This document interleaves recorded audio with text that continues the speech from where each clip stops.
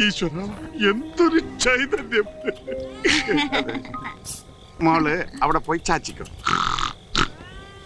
ഉറങ്ങിക്കോ. ചായ ബാജി വേണ്ട മോളെ, ചായം ബജ്ജി ഒന്നും ഇപ്പൊ വേണ്ട.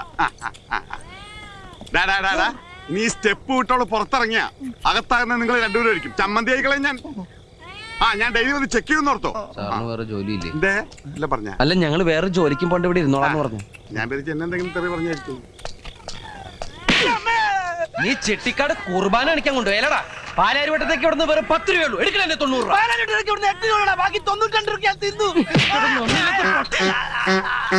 കൊല്ലും ഞാനിന്ന് അവളെ.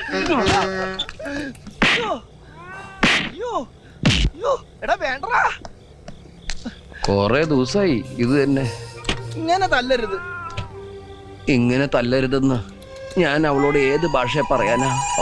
അമ്മേ.